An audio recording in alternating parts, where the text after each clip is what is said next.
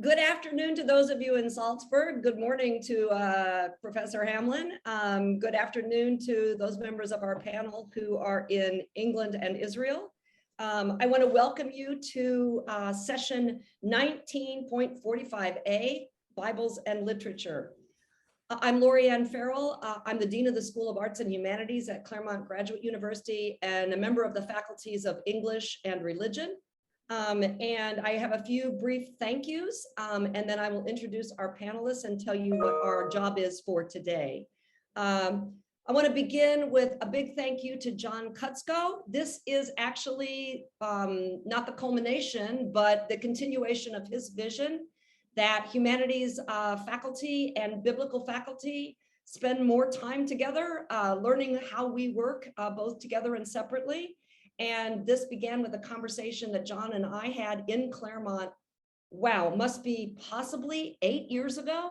It continued with an invitation from those of us at the Shakespeare Association of America annual meeting in Los Angeles to bring some of our colleagues from ISBL to a session to discuss the Bible and Shakespeare. And it continues now with the, I think, the favor being returned. So I want to thank the organizers, all the organizers of this set of special sessions, especially Christine DeTroyer, my former colleague, and Ehud Ben-Zvi. And I also want to thank the generosity of the Luce Foundation and SBL for making it possible for us to either be here in person or on screen. Today, our panel's mandate is to respond to yesterday's panel, Canons and Curricula in Values Production. And I want to thank all the members of that distinguished panel. That was an extremely interesting and informative panel. And I say that having attended it at 1 o'clock in the morning, my time. I'm actually coming to you from Los Angeles. So today, what we want to do is actually respond to that panel and also talk about our own work, all of which at one time or another or in the future has to do with working with scriptures and canons themselves, even though none of us are actually formally on the biblical faculty of our universities. So at last, I want to actually thank my distinguished colleagues, whom I will introduce all together now, and then we will move into our panel discussion. All of my panel colleagues have extremely distinguished careers. And due to that, they have extremely long CVs. So I'm simply going to pick out the work that I think is representative of why I invited them to join us here today. In the order that they're on the program, first, Chanita Goodblatt, who is at the Ben-Gurion University of the Negev in the Department of Foreign Languages and Linguistics. She's the author of many articles, essays, and books, but the one I will point out for us here is Jewish and Christian Voices in English Reformation Biblical Drama. 2018. Next, we will, I believe in the room with everybody there in real time is Professor Cynthia Clegg, Pepperdine University Department of English. And I will pull up for just our attention, Shakespeare's Reading Audiences from 2017. Also lots of work on censorship and print culture in early modern England. Next, also in the room with Cynthia and on real time is Deborah Sugar, the UCLA Department of English, who's the author of the forthcoming paratexts of the English Bible. On screen with me here is Hannibal Hamlin, next of the Ohio State University Department of English, and author of, among other things, The Bible in Shakespeare from 2013. Hannibal, I hope you picked up that I got that article in there just right. Naomi Tadmore. We actually we just patented it. I saw that. So I patented an article. That's what universities in the United States do. And last, but of course, and assuredly not least, Professor Naomi Tadmore of Lancaster University's Department of History. And the work that I would like to bring to your attention is The Social Universe of the English Bible, Scripture, Society, and Culture in Early Modern England from 2010. You may have detected a theme here. All of the panelists are experts in the field of English Renaissance and Reformation literature and cultural history, among other things. They're also my friends and colleagues, and I was able to twist their arms to be part of this. It did not take a lot of work, and I'm so delighted that they could join me. But they also represent all of our work, I believe, and mine too. I'll simply just point out the fact that I'm the I was a guest curator of a big Bible exhibit at the Huntington called The Bible and the People, with a book that followed that.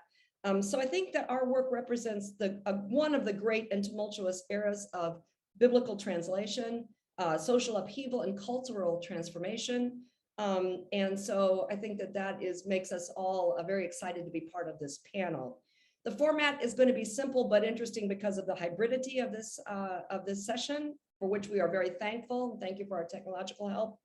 I will call upon my panelist colleagues to keep things moving, but I invite them to interrupt each other or to jump in as they are inspired. So let us begin with welcoming Hanita Goodblatt and asking you to tell us a little bit about your work and also any response you have to yesterday's panel on canons and values production. Okay. Anita. I'm going to have to apologize ahead of time. After 2.5 years, my family succumbed to Corona, and I am at the end of it, but I still have a little problem talking. So I might start or drink or cough during it. And so just please understand, it's still a bit hard for me to talk. Okay. It is the following citation from John Donne. I'm going to first talk about my work, and then I'm going to talk how it intersects with canon. So it is the following citation from John Donne's 1622 gunpowder plot sermon delivered at St. Paul's Cathedral that caught my attention and sparked my interest in the transformation of Jewish sources by Christian preachers and biblical translators. He discusses the biblical passage Genesis 1:2, which reads in Hebrew, V'ruach Elohim rachefet al pnei hamayim. In two modern Jewish translations, this reads, a wind from God sweeping over the water and God's breath hovering over the waters. And I'm going to read a short section. So Donne says, First Spiritus is a name most particularly belonging to that blessed person of the glorious Trinity, whose office is to convey, to insinuate, to apply, to use the mercies of the Father and the merits of the Son. He is called by this name, by the word of this text, Ruach. Even in the beginning of the creation, God has created heaven and earth, and then the Spirit of God, Suflabat, Seth Pagnin's translation, and so saith the Chaldee paraphrase too, it breathed upon the waters. Now, he's quoting from the Targum, the Chaldee paraphrase, from the Antwerp Polyglot, and the original, the Targum, is brought in the Antwerp Polyglot in both Latin, in both Aramaic and a Latin translation. So in Latin, excuse my Latin, and Spiritus Dei insuflabat super facium aquarum, and the Spirit of God breathed upon the face of the waters. But that's not the original. The original Targum says, and a wind from before the Lord was blowing on the surface of the water. So that the Latin translation is not what the Hebrew, the Aramaic says. So there are three cruxes in the biblical verse. The alternative meanings of the Hebrew word ruach is wind or spirit, the equivocal meaning of the Hebrew word merachefet is hover or float, and the vernacular meaning of the Hebrew phrase al pnei, on the surface of, versus its literal meaning is on the face of. The Targum, or the Chaldee paraphrase, which is an Aramaic translation of the Bible, comprising a literal paraphrase as well as incorporating interpretive commentaries, uses the term wind, as well as eliding any reference to personification in its translation. Thus, merachefet is translated into the unequivocal term blowing, designed to indicate that ruach here means wind and not spirit. Clearly, this does not satisfy the Christian Trinitarian sources, and so Donne not only uses the term spirit, but also preserves the anthropomorphic characteristics of both the spirit and the waters. This Christianizing of the Hebrew Bible certainly fascinates me and has drawn my attention to the very paratext to which Donne refers. In this case, the Antwerp Polyglot and its Latin translation of the Targum, which is itself a paratext in the 1525 Biblia Rabbinica. Such paratexts are developed in the notes to the English Bibles, particularly in the marginal notes of the Geneva Bible and its introduction to each book. I am presently working, therefore, on these paratexts, particularly looking at this wonderful and controversial Geneva Bible. As such, for example, regarding Genesis, the introduction states, that man fell willingly from God through disobedience, who yet for his own mercy's sake restored him to life and confirmed him in the same by the promise of Christ to come, by whom he should overcome Satan, death, and hell. How then does a discussion of paratext connect to the concept of canon? The answer that is that in order to better study the paratext of the Christian Bible, I look carefully over its organization and deemed it most fruitful and exciting to focus on two books, which are themselves very controversial and illuminate the issue of canon that creates a great divide between the Hebrew and Christian Bibles. These are the books of Ruth and Esther, both focusing most significantly on women and both considered today to be historical fiction by modern biblical scholars. They are dated respectively from the later period, the 5th and 4th century before the Common Era. What is highly important is their place in the respective Jewish and Christian canons. In the Hebrew Bible, they are both placed in the third and last section entitled Ketuvim, Writings or Hagiographa, canonized as late as the 2nd century of the Common Era. This section is a varied collection of liturgical poetry, secular love poetry, wisdom poetry, and historical/historiographical writings.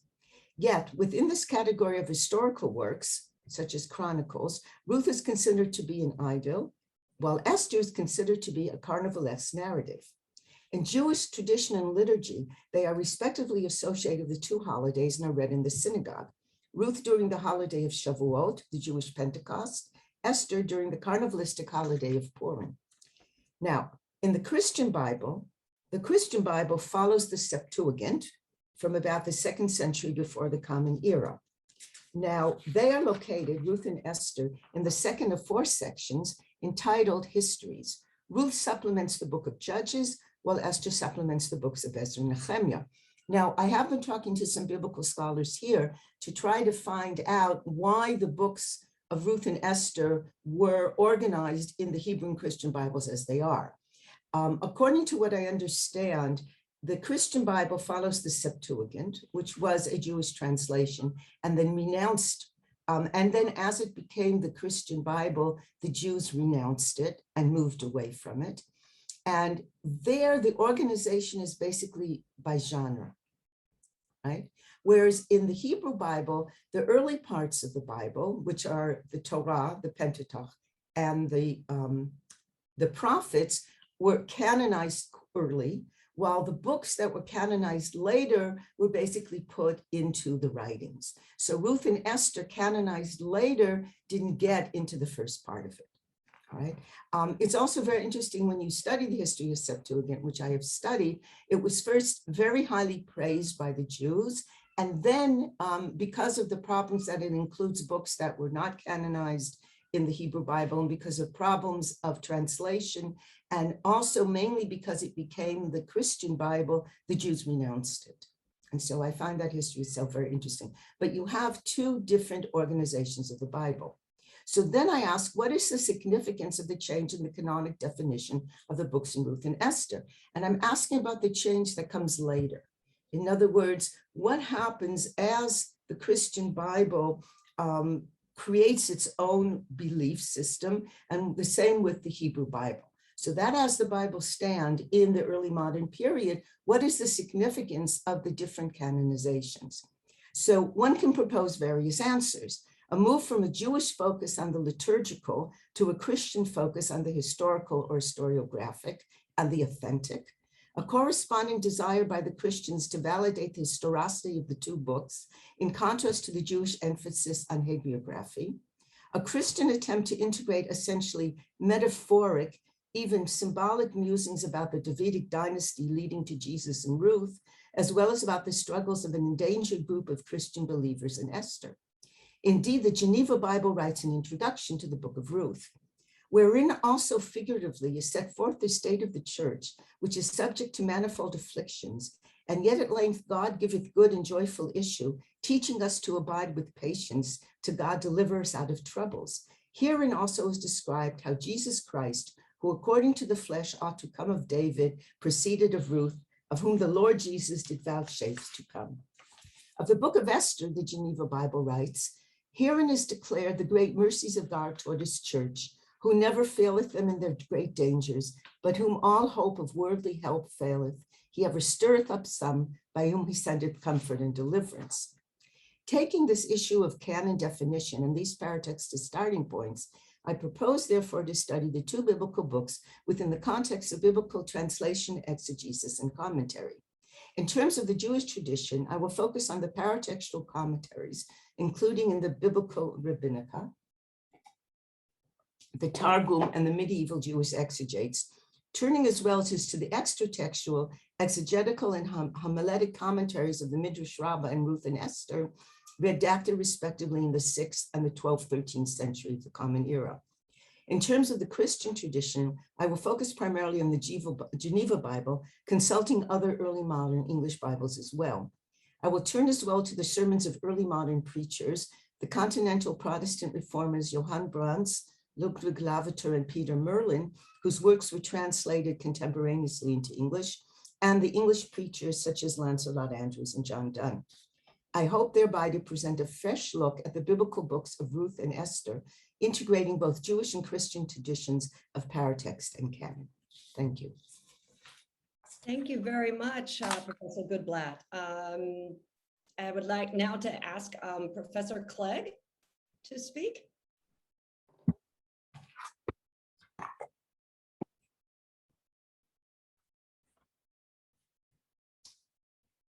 We good? Okay. So I'm interested in, I do a lot of work that brings in Christian traditions and Christian literature, but today I particularly want to respond to the questions that arose yesterday in terms of canon and canonicity. So I'm not really going to talk a lot about my biblical scholarship, and if I could not do it to the degree that Hanita did such a lovely job just now. I was struck particularly from yesterday's comment by Professor Jensen that culture and religion were identical before the modern period. And those of us, or at least for me, working in the early modern British literature, I think this is particularly true. And I think that we share in literature an exegetical tradition with biblical scholarship in the Middle Ages. And there's one thing in particular that Spencer's letter to Gabriel Harvey regarding the Faerie Queene addresses. And it's really interesting about this letter because Spencer explains his dark allegory of the Faerie Queene. And he doesn't use exactly the words, but he's basically saying that his allegory will, like biblical exegesis, be literal, it will be moral, it will be allegorical, and to that degree typological, and it will be analogical. In essence, I think what I'm saying is literature and biblical scholarship in the 16th century shared a lot in common. And I think the comment that we have separated apart is perhaps the reason we're all here, is this conversation, well, now what do we share in common? It's interesting. One of the questions is that we are all dealing with canon in different ways. And I mentioned the Faerie Queene in particular, because as we were walking out yesterday, Deborah said she hasn't quite read the whole thing and she really doesn't particularly like it. And the truth is the Faerie Queene is becoming less and less canonical by a long shot, whereas 50 years ago it was canonical. So I want to think a little bit about what happens in this process shift. I want to take a couple of things I see as I see the whole approach, theoretical approach to canon is indeed where we have things in common between biblical scholarship and literary scholarship. And I wanted to review a few of the ideas that came up from yesterday about how biblical scholars are understanding canon. Professor Jensen talked about the tension between culture and canon, and his suggestion, I think this is really interesting, he finds culture as being, I would use the word friable, very unstable, very ready to become vulnerable. And that canon can be a way of reinforcing cultural standards, especially if in the case of Denmark, it came from above and it's a desire to redefine nationalism. But that's from a government point of view. I think that that also happens at the level of culture and cultural institutions outside of a government. I think that Professor Thomason also addressed the question of canon formation in terms of government. And he talked about, which I thought was historically a really interesting idea, is that canons become a means of cultural identification at a point of historical strength. And he used examples out of Judaism. He talked a little about early Christianity. I was thinking about this too, because in terms of British literature, and in particular my interest of Shakespeare, which I'm going to be talking about later, in a sense, this whole big thing of Shakespeare as a canon formation and cultural identity really arose at the height of the British Empire. And so there becomes an English literature that is canonical, that defines empire. And I think that upholds Professor Thomason's idea. Professor Erklin raised another idea. And I find this, she's working on the material of Cornell West, the idea of canon as negotiation. And I think those of us who are working in literature have certainly seen the question of canon in the last 25 years be very much one of negotiation. Not so much between authority and resistance, but I would even go so far as to say in the classroom, we're reworking, rethinking, and our students approach material differently than my students did 25 years ago. And so even in the classroom, there's negotiation about what constitutes canon. And I'll give you an example of this a little later. And I did appreciate Professor Erklin's comments about feminism, because working with Hanita's scholarship, biblical scholarship, and working them with Dunn, the idea that comes up is that very much biblical books, there are women in the Old Testament, there are women in the New Testament, but because of the people who formed the canons, these often had been ignored in the past. And now through cultural negotiation, we're opening up conversations about women in the Bible, the value of different kinds of texts. And I think that's an illustration of this kind of negotiation. And then there was one last comment that came up on canon, which I appreciated a great deal. And that was John's, which he basically said, what about the market? And so I want to talk about that a little bit today in terms of Shakespeare as well.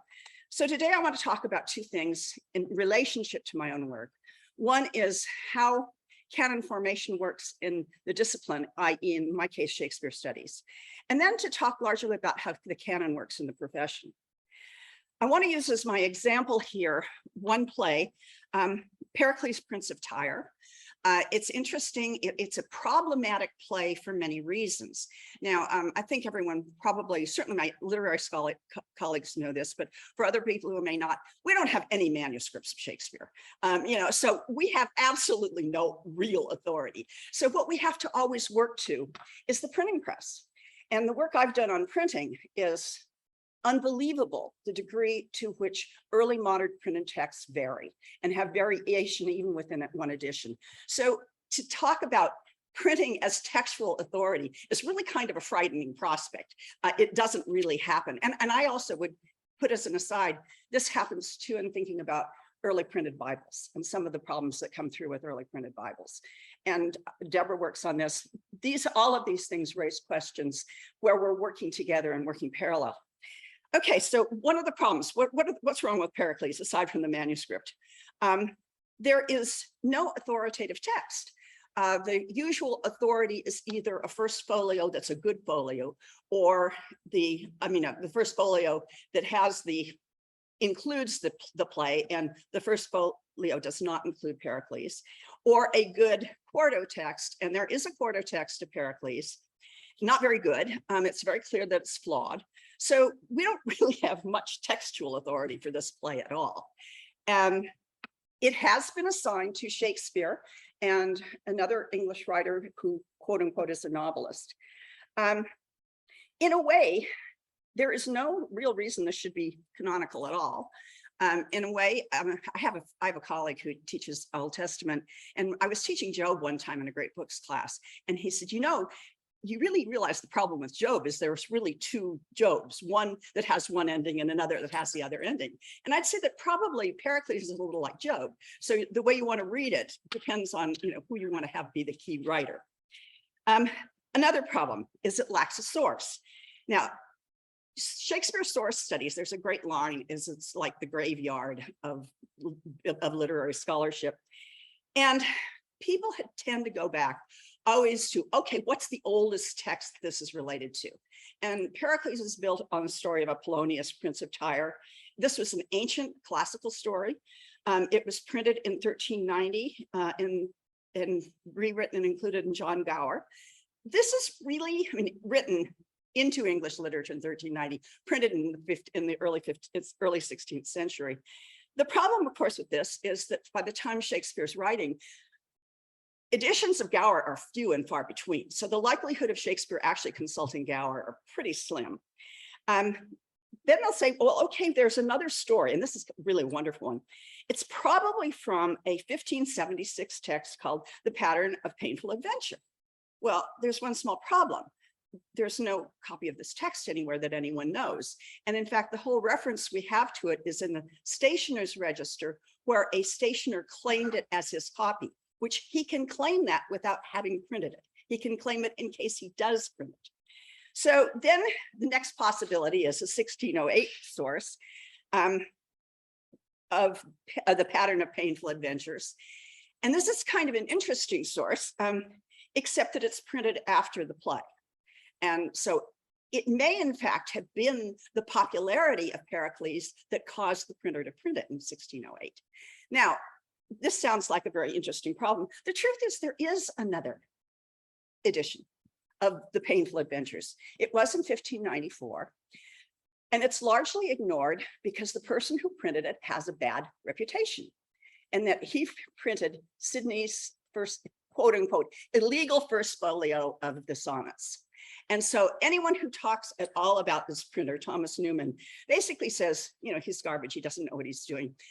My work right now is, one of the things I'm working on is finding out more about Thomas Newman, what he's printed, what his connections are.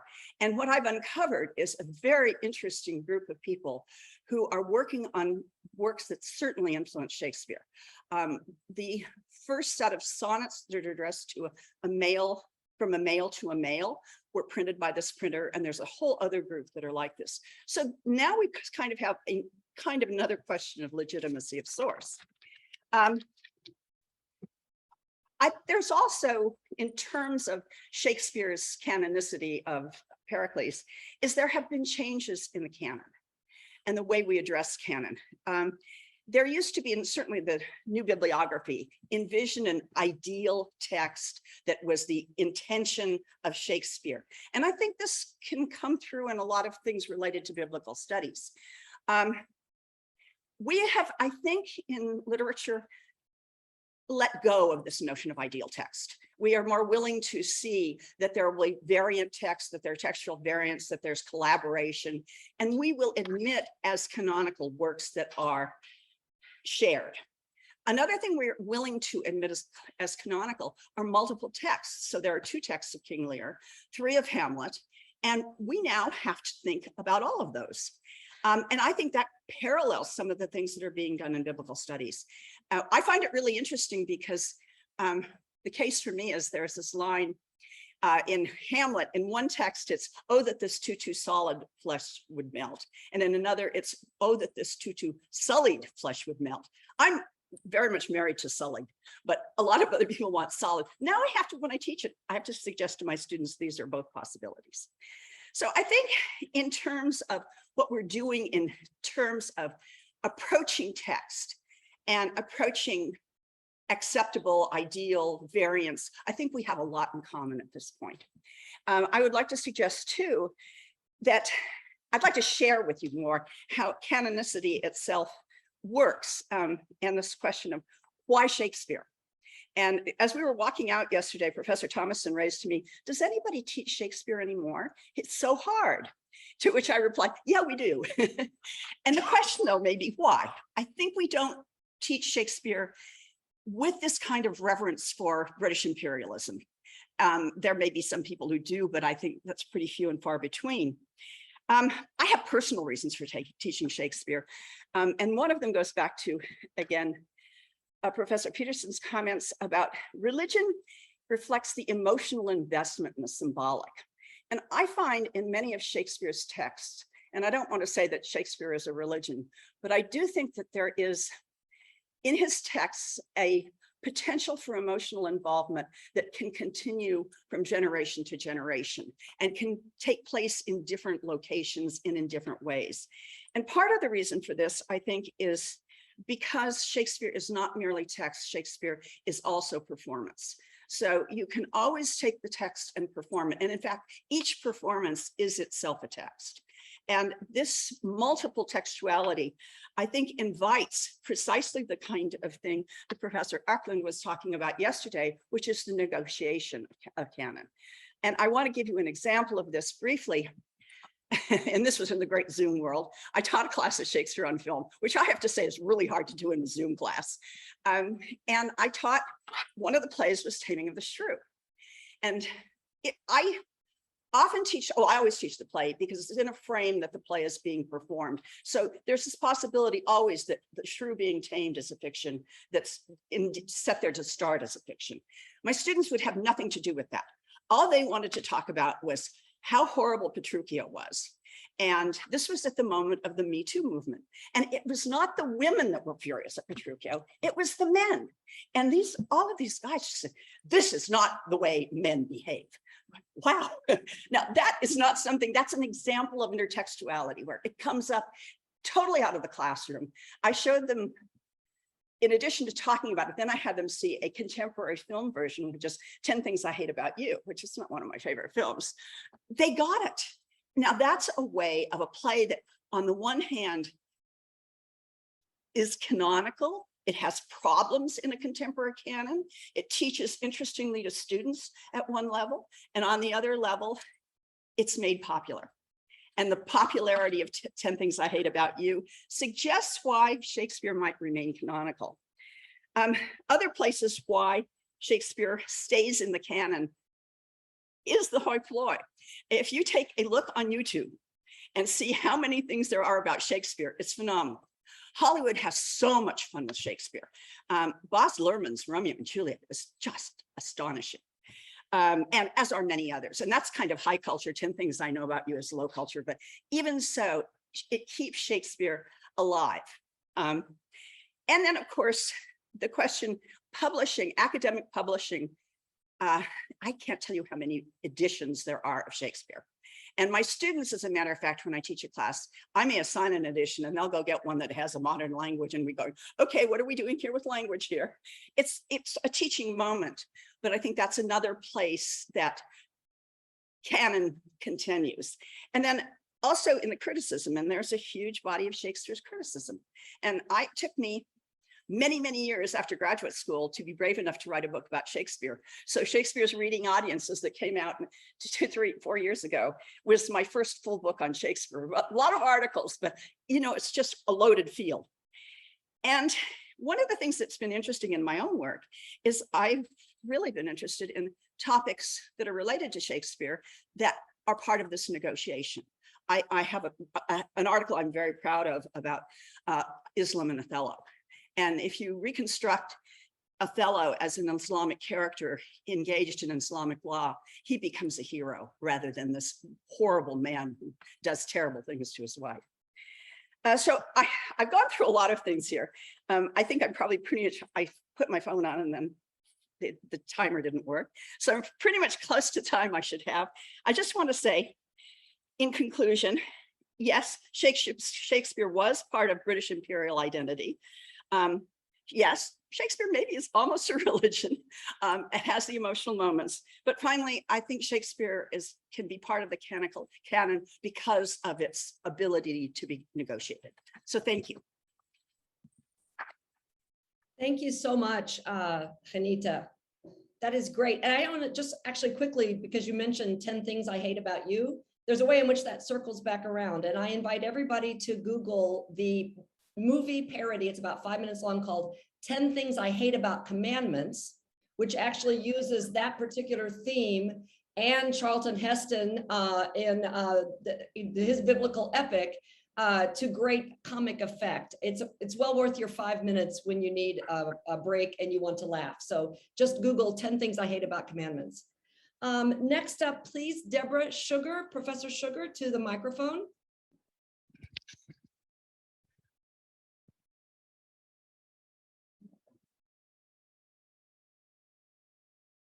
I did actually read The Fairy Queen, but it was in the fall of 1975. All right, so I'm not making a claim about canons in general. but about in early modern England and probably in Western Europe, where by early modern, it's a short early modern, so about 1500 to 1680. And I'm only going to be talking about secular canonical texts. So leaving the Bible aside and the church fathers. The secular canon, at least in England, are Greco-Roman texts exclusively. All genres, but also all texts. Whatever happened to survive. Some things survived because they were selected out in antiquity. But some things, like Catullus, survived in one copy because it was rolled up as a bottle stopper in a monastery and somebody unrolled it in the late 15th century. But they're all canonical. What that means, I'll get to in a minute. Greco-Roman texts include much, probably most, that by early modern standards, by any Christian standards, are not culturally normative by a long shot. Indeed, probably every subversive, heterodox idea one can think of shows up somewhere. Republicanism in dead center with Aristotle and Cicero, but also atheism, materialism, infanticide, communism, more sexual possibilities than I have ever heard of, because Lewis and Short, the big standard Latin dictionary, doesn't translate all the dirty words in Catullus, so I still don't know what he's talking about. Libertinism, tyrannicide, I mean, you can just, there's very little that isn't there. And yet they are definitely canonical by the most stringent of standards. And I just thought of this last night, so I'm a bit fuzzy on the details, but I think it's the 1559, the earliest of the Roman Catholics' indexes of forbidden books. If it's not the first, it's the second. But anyway, if you've ever looked at these, they include thousands of books, of which about 95% are in Latin. They also, in the beginning, lay out explicitly their rules of inclusion and exclusion. Basic rules for what they include and therefore what are forbidden are whatever is heretical or heterodox in religion, whatever smells of heresy, their word, and whatever is offensive to good morals, with one exception, namely all Greco-Roman texts. There are two exceptions there. There are two dialogues in Lucian that are explicitly anti-Christian, and those are forbidden. But except for those two little dialogues, Lucretius, everything is okay. The source here is, and this is my memory, a guy named Reusch, 19th century, their index for Botan and Bücher. And why I remember this, I don't know, but I think it's volume 1, page 597. These be canonical. And indeed, it seems a good test of canonicity is to be beyond censorship. In England, Ovid is taught in the grammar schools, not just the Metamorphosis, which is bad enough, being pagan rape poetry, but also the Ars Amatoria, which is a seduction manual. And of course, the classical canon was the core of the arts degree. And since all ministers, before they took a divinity degree, took the arts degree, it's what every aspiring minister read. There would be bills in Parliament more than once trying to get the Ars Amatoria not to be read by high school students. They always failed. The canon is culturally central, which seems to entail that culture and religion are not identical. And also, maybe, that culture is not all that fragile, at least not in the West. And the Middle Ages, I mean, I'm talking early modern, but the Middle Ages had Ovid, not Lucretius. What this reminded me of was first Harold Berman's comment in his study of early medieval law, that's Law and Revolution. In the introduction, he remarks, Perhaps the most distinctive characteristic of the Western legal tradition is the coexistence and competition within the same community of diverse jurisdictions and diverse legal systems. But maybe it's closer to the Cornell West quotation or comment, which I just learned about yesterday, that the canon is an extended, exceedingly heteroglossic dialogue about fundamental questions. And to push it further, also a transmitter of dangerous ideas. However, foot 2 coming down. If one looks at an anecdote that unknowingly purports to recount the originary moment of the English literary canon, one gets a different picture. This is a story told by a minor Shakespeare editor in the late 17th century named Charles Gildon, expanding on something Dryden said in the 1660s. But the event it describes would have happened, if it happened at all, there's no way of knowing, in the 1630s.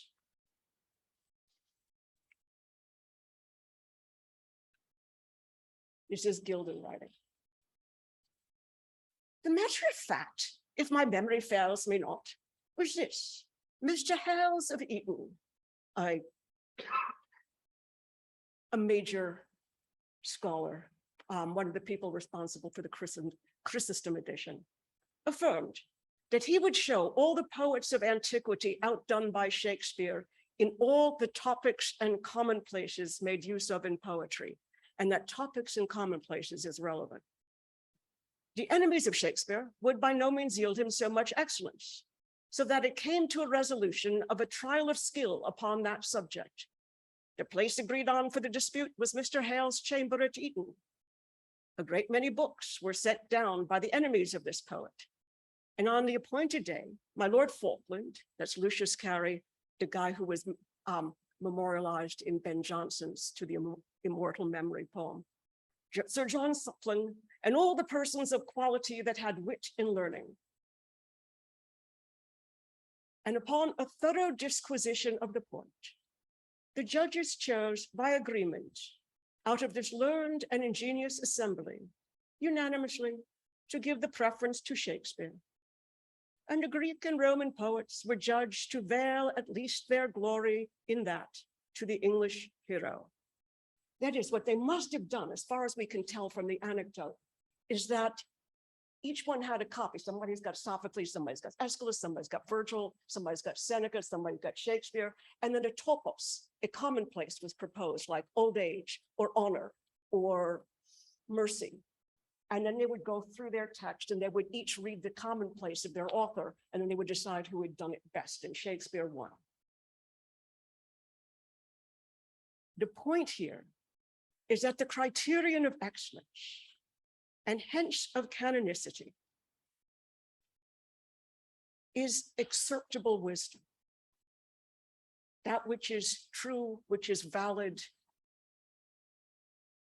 semper ab omnibus ubique, at least what to Hale's own culture and moment sounded like fundamental truths, and so not alien and transgressive, not stuff like infanticide. And so now I seem to be caught in a contradiction. The early modern canon either is stuff that happened to survive from antiquity, often violently incompatible with the beliefs and values of the dominant culture, or the early modern canon as the repository of truths relevant for the present. These obviously are in contradiction, but it seems to me that they could both be operative. And I suspect that in fact they could be, because I suspect in fact they are now.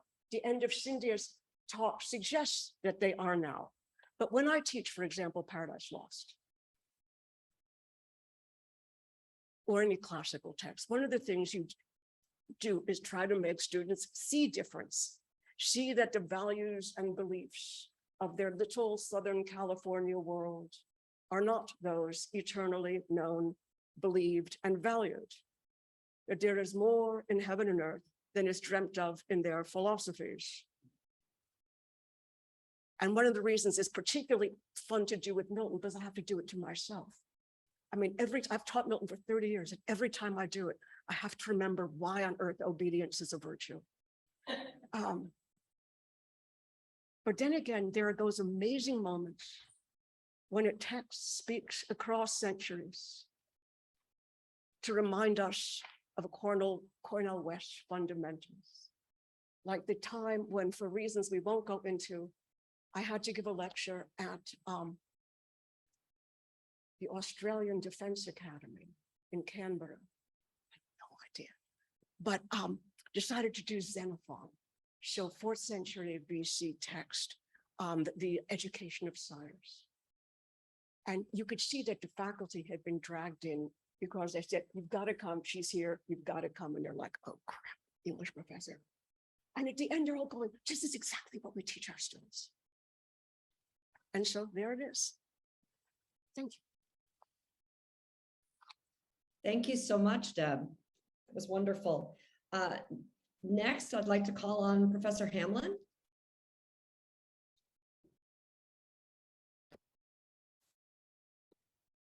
So, thank you. And this is, I'm speaking to you from Columbus. I'm not going to talk all that much about my own work, though it informs a lot of what I'm saying. I mean, my work is focused to a great extent on allusion, intertextuality, matters of influence, and that, to some extent, that's what this is about. On Monday, in Monday's session, Einar Thomasson especially, but also Anders Pedersen and Göran Erklund describe various aspects of canonization in terms of a variety of different agents involved in the process: priests, bishops, teachers, politicians, and institutions like the church, the school, and the state. The canonization of literary works, as opposed to scriptural ones, also involves many of these agents, but it is also a creation of the writers themselves. This is important to recognize, not simply in order to add another agent to the list, but to acknowledge that canonization is not just a matter of authoritative pronouncements or institutional controls. Writers are, to some extent, part of the non-institutional hoi polloi mentioned by John Kutzko in his question at the end of Monday's session. Writers create a canon simply by reading what others have written before them and deciding what is most valuable in what they read. This they then incorporate into their own writing by means of allusion, adaptation, or influence. As it happens, I'm currently working on a syllabus for a new course at The Ohio State University, part of a substantial revision of our general education curriculum, what all students are required to take, whatever their area of specialization. The idea for the course derives from the familiar Great Books program that used to be popular, but has long been criticized as elitist, misogynist, racist, or just irrelevant. Many of my colleagues would flinch at the idea of reintroducing such a course, but it's been rebranded as Books That Changed the World. And the shift from greatness to impact, as well as the potentially global scope, seems to have settled any anxieties. My idea for this course is to take works on the agreed or approved list of impactful books and demonstrate their influence by reading later literature that depends upon them. The implicit argument is that if there is a canon, it's to some extent determined by readers and writers, not just by academic committees or departments of education. One of the works I have on my syllabus is Sophocles' tragedy of Antigone, a drama about the conflict between personal conscience and public duty, or one might say between conflicting duties. Not a controversial choice, it's easy to argue for the importance of this play, not least since its literary and cultural influence extends over 2.5 millennia, though this influence has waxed and waned from one century to another.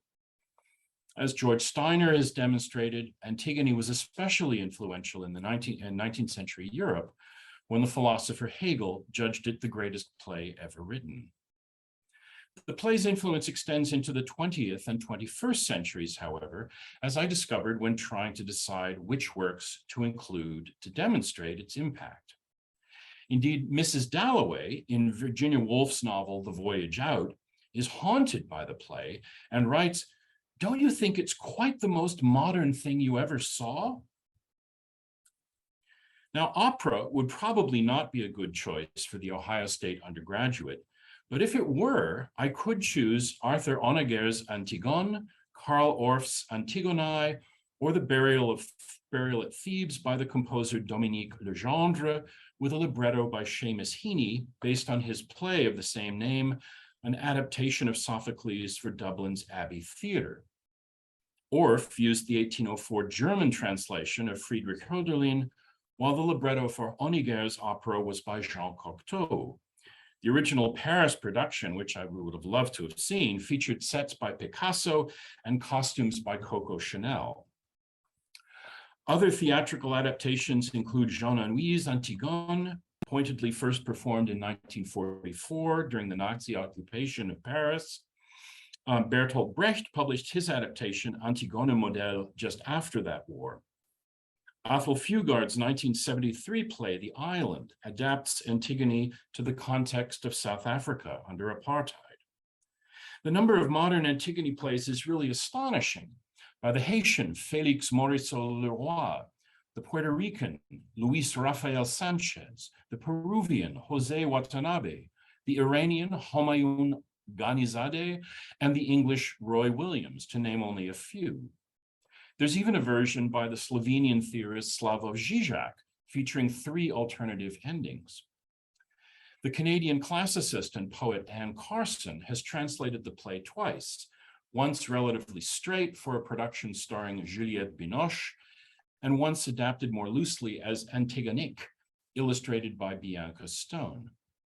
Film versions of Antigone include Yorgos Tsavelis' 1961 Greek adaptation starring Irene Papas, and the recent Canadian film by Sophie Duraspe about an immigrant family in Montreal. In 2018, the group Theatre of War staged a reading, along with a gospel choir, of Antigone in Ferguson, commenting on the 2014 shooting of Michael Brown in Missouri. For my model course, I chose none of these, but instead the novel Home Fire by the Pakistani-born British writer Kamila Shamsi. Shamsi adapts Antigone to a post-9/11 Britain, focusing on 3 siblings in a family of Pakistani origin, whose father was a jihadi who died on the way to Guantanamo Bay as a prisoner. The son decides to follow his father's example, joining ISIS as a communications expert. One sister reports him to the authorities to protect the rest of the family. The other remains devoted to him, trying to return his body for burial in England, even after he's killed in Syria. The political tension is intensified by including as Home Secretary another British Pakistani whose son is in love with one of the sisters. In terms of plot, character, and many small details, the novel is entirely recognizable as a version of Antigone, but it takes on new and additional meaning from its contemporary reworking. Like any sophisticated adaptation, however, the significance also lies partly in the dynamic relationship with the original, a relationship lost to anyone ignorant of Sophocles' play. Antigone may not remain so prominent in the canon of Western literature as it has been for the last 2 centuries, but fluidity is another feature of the literary canon. Some authors, Shakespeare preeminently, maintain their place in the canon for centuries. Others rise and fall in prominence as tastes, ideologies, and contexts change. John Bunyan's Pilgrim's Progress was one of the most popular books in English for several centuries, read even by children, but few read it today outside the academy. Melville's Moby Dick, on the other hand, was a commercial disaster and went quickly out of print. Today, it's widely considered one of the greatest novels ever written. I'll close my remarks here by turning briefly to the Bible. As scripture, the Bible has a status no secular literary work can share, But I don't think even the biblical canon is quite as fixed as one might think. For one thing, the canon differs not only from Jews to Christians, as Hanita has pointed out, but among Christian churches. The Orthodox churches, including the Ethiopians, have an extra psalm, the Syriac Church an extra 5. The Catholic and Orthodox canons include the Apocrypha, while the Protestant does not. Another instability within the canon derives from translation. Jews and Muslims, at least traditionally, have read their scripture in the original languages, Hebrew and Arabic. The Christian Bible has never not been translated. Paul and the authors of the Gospels read Hebrew scripture, their Old Testament so-called, in Greek. And Jesus's teaching, presumably in Aramaic, was translated into Greek before it was written down. There is no original for those teachings. The Christian Bible was translated into Latin early in its history, long before St. Jerome, and it continues to be translated into every language on the planet. The Pentateuch and the Gospels are unquestionably canonical, but in which language? Which translation? Finally, I think even the biblical canon was to some extent shaped by writers, just as the literary canon has been. How could Marcion's suggestion to exclude Hebrew scripture from the Christian canon possibly have been accepted, given the dependence of Matthew and other New Testament writers on the prophets, Genesis, Exodus, and other earlier books? Even in Hebrew scripture, later writers connect to and depend upon earlier ones, as when God's speech from the whirlwind in Job recapitulates the creation story in Genesis. The Council of Jamnia may have thought that they were deciding on the canon, but they may partly have been confirming decisions already made centuries earlier by the biblical writers. Thank you. Thank you very much, Professor Hamlin. And now I would like to call to the screen, Professor Tadmore. Thank you very much. Thank you very much for inviting me. It was a pleasure to hear yesterday's papers. I wish I could be there in person. I am a historian.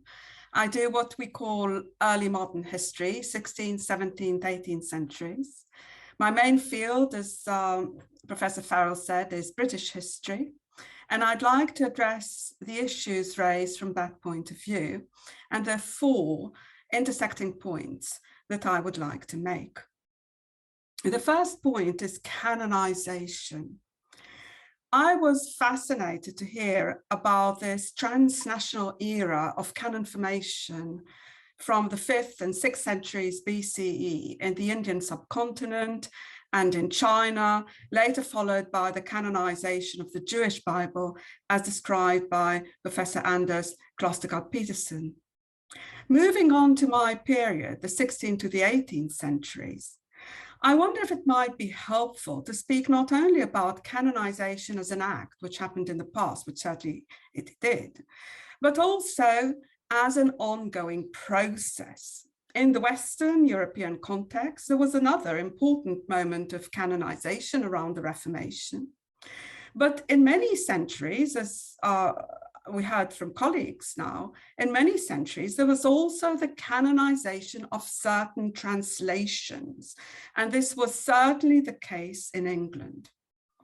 So in addition to canonization of corpora of texts through decisive acts, I want to pursue the idea of processes of canonization and secondary canonization, such as through the processes of translation.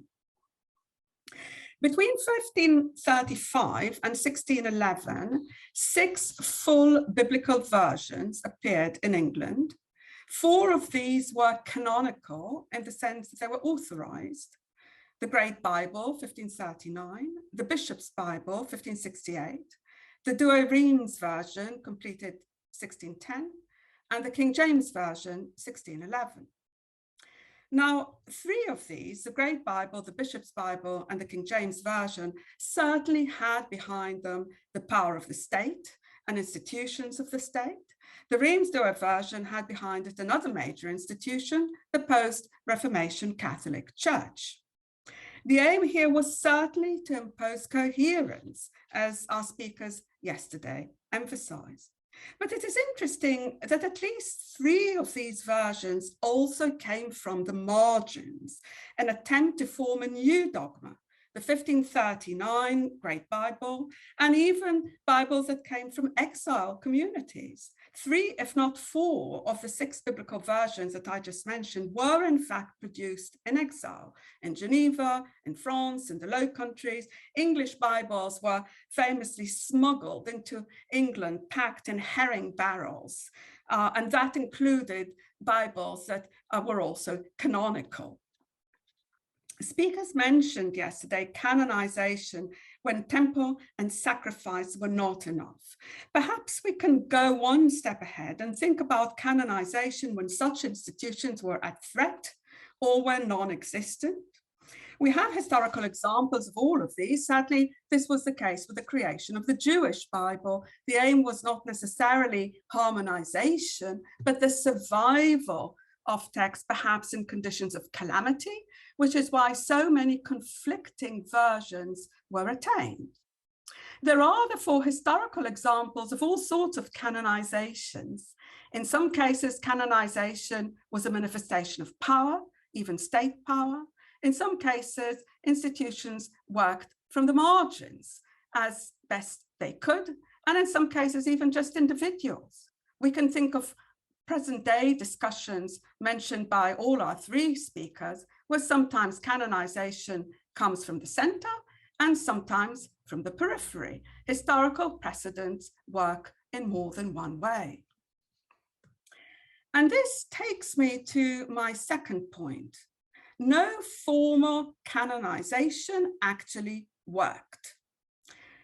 Way after the authorized version of 1611 was published, the unorthodox Geneva Bible remained the most influential and widely read. It was printed in hundreds of thousands of copies and bought and sold by numerous people, could be found in almost every household. In many cases, versions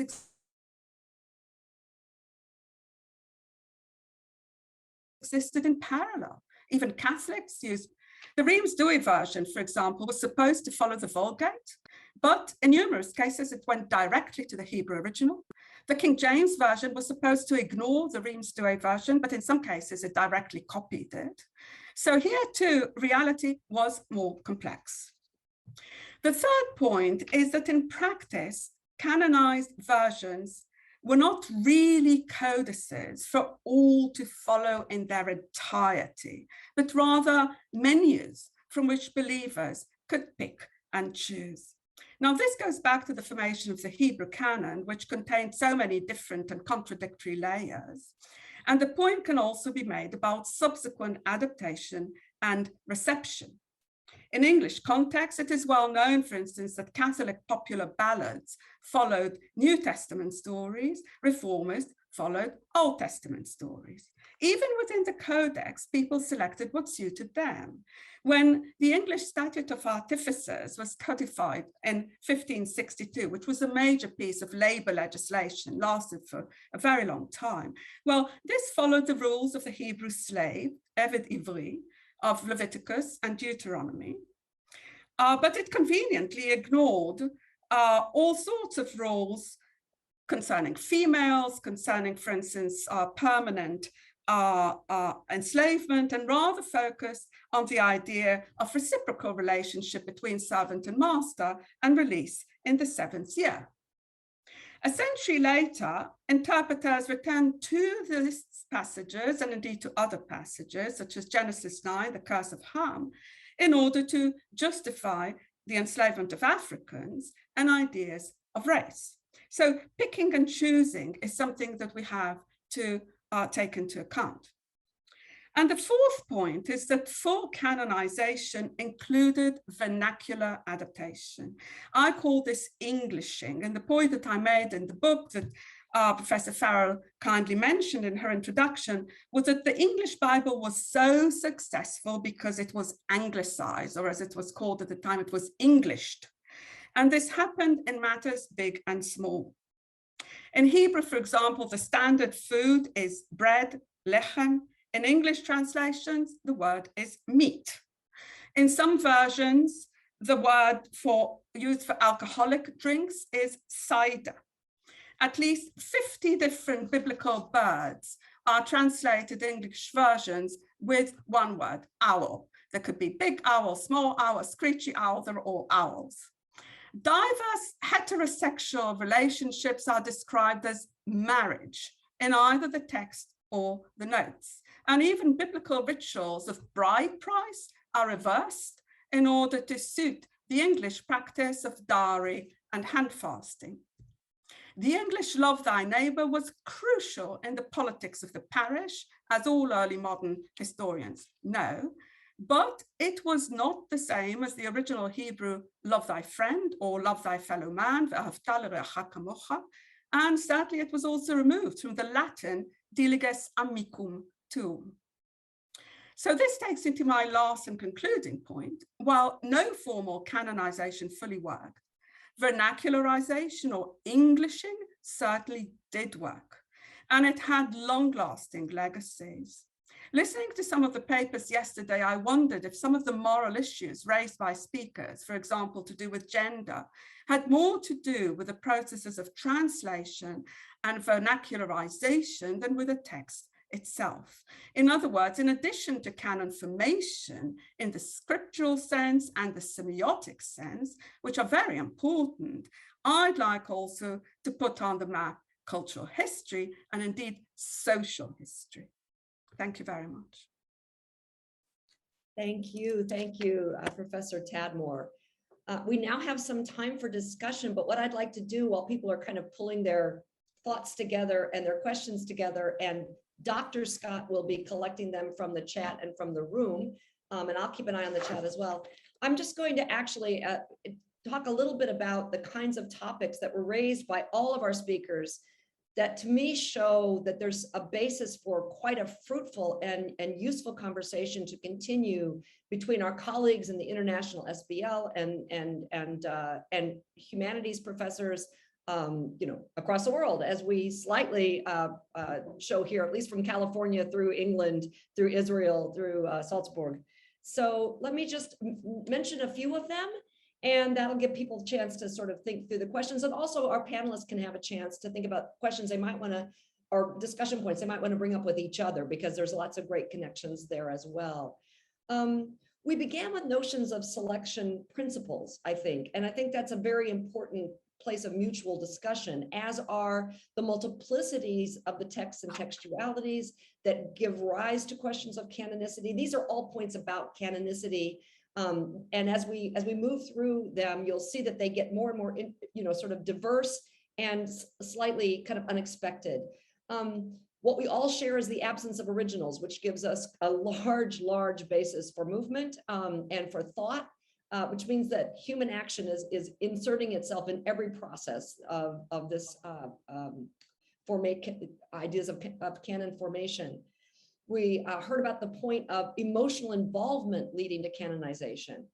We talked a lot about market canonicity, which I think makes a good connection to both, several of our speakers today, but also raises the question of the canonical as non-normative, as radical, which is maybe a surprising point when we think of canonicity as conservative or as in some sense limiting. We talked about canonicity as, and I love this expression, beyond censorship, something which takes a text beyond a certain kind of censorship. It's a very powerful idea. And that's interesting, given that it was also pointed out that canonical texts often transmit extremely dangerous ideas in this process, which is back to the idea this escapes a kind of institutional power to illustrate something that goes beyond that. I was also very taken with Professor Sugar's description of, Shakespeare winning the contest of, classical texts and topos. But that to me reminded me a lot of Stephen Chapin's work and other people about science as becoming, sort of acceptable when a group of men of elite status or men with reputations could agree upon a point. So the notion that there is a version of agreement that is not just popular, but also in some sense a test between people who consider themselves experts, kind of like all of us. I was also wanted to point out the idea that canonicity depends on a relationship between then and now. That is not always broken, but is sometimes not remembered. And several of our speakers today, I'm thinking especially here, Professor Hamlin, talk about the fact that you could forget Antigone and still be caught up in a story that somehow seems in your very bones to be speaking to a human condition or a relevant situation. So that actually points out that the agents of canonicity go beyond institutions and go to, versions of hoi polloi, like hoi polloi not taking the V like the Ohio State, going beyond them to, to readers and writers who keep those ideas in play, even as I believe we heard yesterday in the panel, those ideas begin to be a little bit unrecognizable by the time they get to the end of their story, or sort of like maybe our transcription programs here. So relying on shared stories or shared understanding of character, a narrative can continue through a series of generations, taking on canonicity at this time, but in a way not, in some sense being able to lose the original, which is good since we don't always have the original. We could very easily have not had, what is the original to Antigone? And I think, maybe that's a, kind of crazy question, but it's early in the morning here.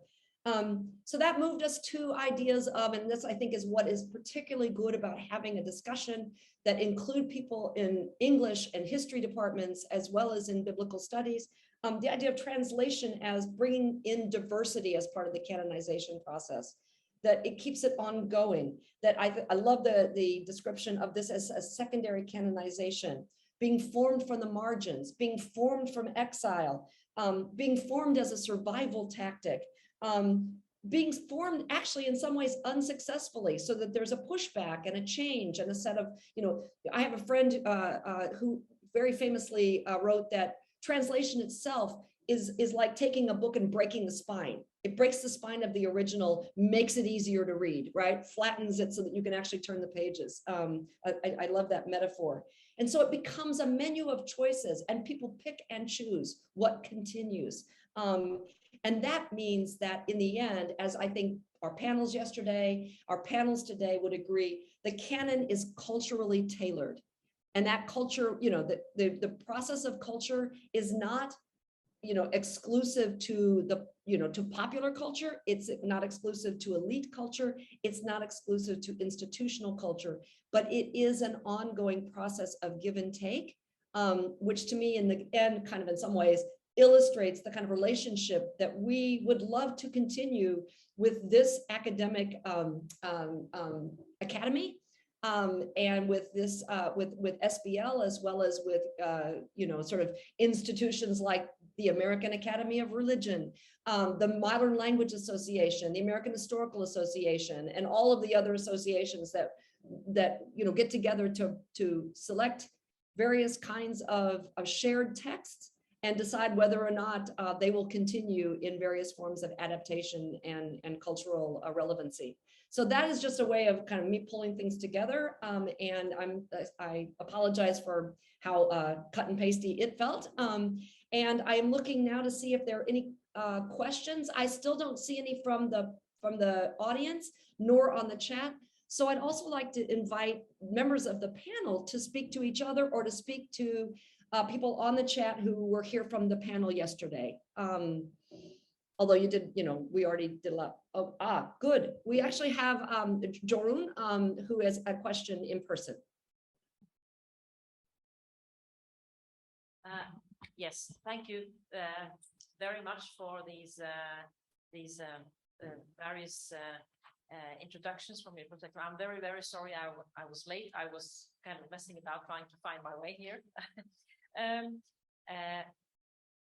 There are so many directions in this discussion could go, and we don't have much time. So I want to just kind of pinpoint what I consider a kind of still a very core question, and this is the distinction of what is kind of the mechanism of canonization. And in a way, I said a little bit about it yesterday when I quoted Cornel West about, or the criticism of him, that on the one hand, he talks about crème de la crème, and on the other hand, like something you need to know about in order to analyze and understand culture. And so you have the problem there with, on the one hand, the qualitative criteria that of course, when you work in humanities, there is the aesthetic value is very important, and a work with high aesthetic value, you give space for new interpretations, just in terms of the aesthetics. And then for many sacred texts, it's more like changing societies, etc. But there is also the authority trick, and the way some of these religious texts kind of have inherent claims, building up their own canonicity. And to refer to the book of Revelation that I have worked on, it presents itself as the ultimate word of God in both a temporal sense and in a qualitative sense, because it's like, this is the message from God, and I'm returning very soon. So there won't be time to write anything more, but only this person will write down the book of Revelation. And then also anyone who adds a little syllable or a letter or takes away a letter will be condemned forever. And yet the book of Revelation has the most interesting reception history in the world of literature almost. So it's kind of, but I think we find this in much religious discourse, that it kind of self-canonizes. And for us who work in this area, at least, this is a very difficult canonizing mechanism, much more difficult than discussing the kind of canonization on the basis of aesthetic value. So, but it's very good to have this conversation. So thank you. Response from the panel. Hannibal. Thanks. Yeah, this is a wonderful. I feel like this discussion could go on for days, but I wanted to respond, I think, specifically to the question about Cornel West's use of the creme de la creme, and I wonder if it really. I wonder if, to some extent, there's a false dichotomy between the what Göran described as the aesthetic and if whatever you want to call it, the sort of ideological or doctrinal or substantial. I don't know I mean, I don't know how one would go about proving this, but and maybe the book of Leviticus has had a far greater impact than I would like to admit it has had. But I think there is I mean, one can acknowledge. I think one needs to acknowledge the possibility that an ideological effect is partly the result of aesthetic power, if you like. That by referring to the creme de la creme, that doesn't necessarily.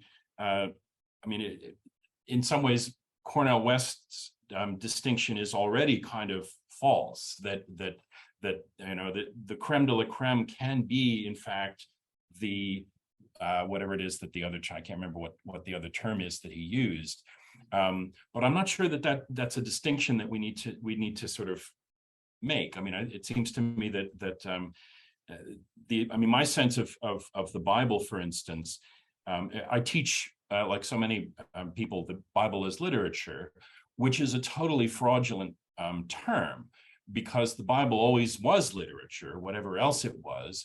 And, as Robert Alter and so many other scholars have pointed out, part of its effect, part of what its sort of fundamental workings is aesthetic, is literary, is metaphorical or figurative or structural or formal.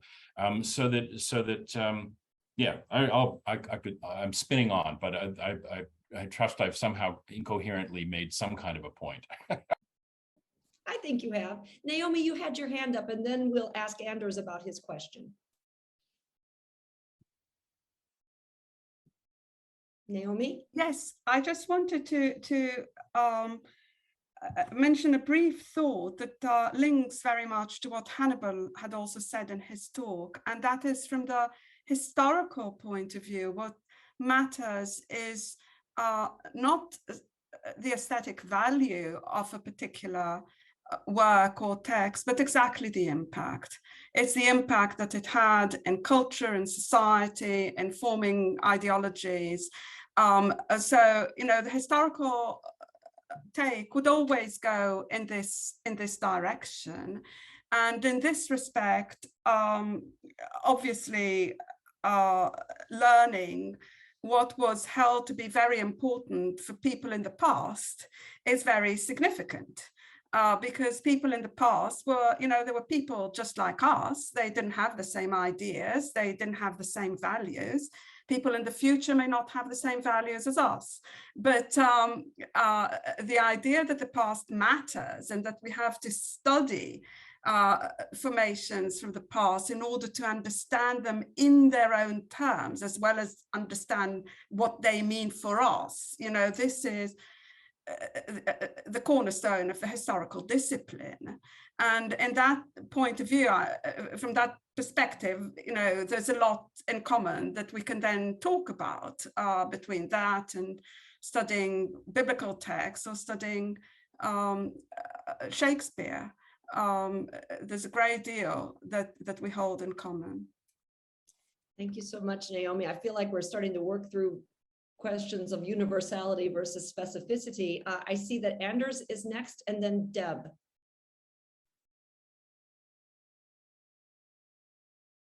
Very much. Sorry. This is very interesting. I have many comments, but I've refrained myself to three, or confine myself to three. I think the whole question of history of reception and also Wirkungsgeschichte, and they're not exactly the same, but both of them are extremely important. And I think it has to do with one thing that we often tend to forget, and I can only speak in terms of what I've experienced myself, because I was exposed to an immense canonical pressure before I had ever heard anything about canons. I was exposed to Shakespeare before I ever heard anything about Shakespeare. I spoke biblical language before I had read the Bible, simply by virtue of the fact that we had something in English like the King James Version, that you have something in German, which is the Lutherdeutsch, which is more or less the invention of German language as a modern language.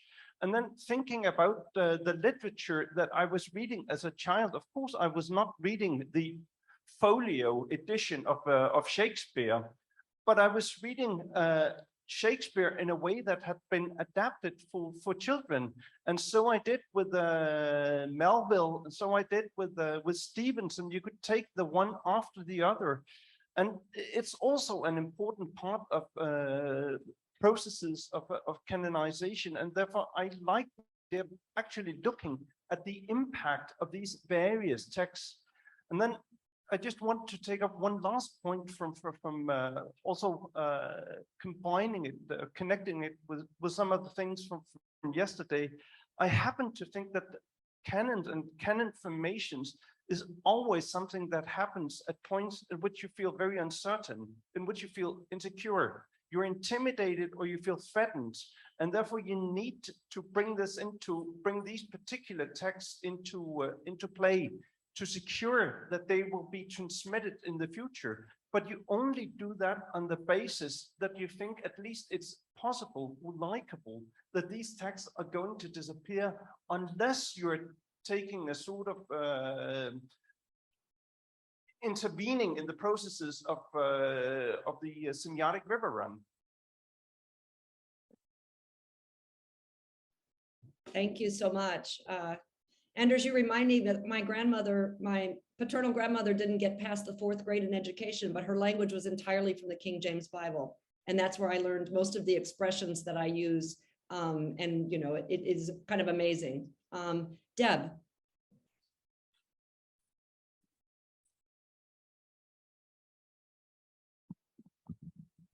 It just occurred to me when y'all were speaking that there's a great example of contemporary example of the importance, at least in literary studies. This won't help explain how Leviticus got in, but of the significance of the aesthetic for canon formation, that there are no women authors for the early modern period until you get to the Restoration. And so we have tried. and Amelia Lanier, and the epic that was originally attributed to her brother, but Lucy Hutchinson's version of Paradise Lost. And the trouble with both of them is diversification. It's clumsy, and neither of them have ever gained real traction. That the Amelia Lanier, because it's short, it still continues to be printed, but they probably really aren't part of the canon, because at least in literary studies, that aesthetic value actually is so determining that even when there's every single political and ideological reason to want to include, it becomes an almost insurmountable barrier.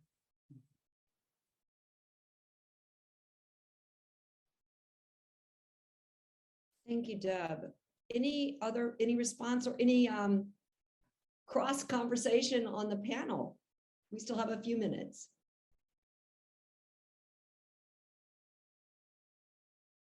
Naomi. Yes, I want to highlight the similarities in method, which we all pursue. There's so many things that whatever it is that we do in a very similar manner. We may not find an original text, but we're very interested in finding original texts and looking for precedents. We are very interested in understanding the meaning of linguistic expressions, how they came into existence and what they actually meant. If I study, for instance, the meaning of concepts of the family in early modern England, and someone in a biblical context studies ideas of family and kinship in biblical context, we're actually doing very much the same thing.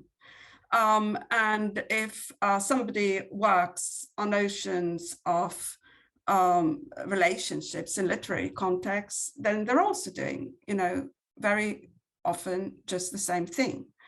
And comparison, critical reading, ideas of reception, milking that for what we can from the available sources that we have. This is just, what we do. So the similarities in method and intellectual pursuit are so great that it's really wonderful for me to see how we all intersect and how we all connect. Thank you so much, Naomi, and thank you. And thank you, everybody. Naomi said it better. I was going to end with the same kind of, but not nearly as eloquent, same kinds of remarks, which is that we have much to be thankful for that we have no originals, because we all know there's something back there, and that's what keeps us going. And I look forward to continuing this relationship with the international and also the American ISBL as we explore, I think, our very meaningful relationship that should continue in the humanities and in biblical studies, and look forward to the next iteration of that. Again, I want to just finish by thanking John Kutzko. This is really his dream child, and I think it's beginning to become a really exciting reality. I have never enjoyed anything I had to be at from 6:30 in the morning so much in my life. So this was great.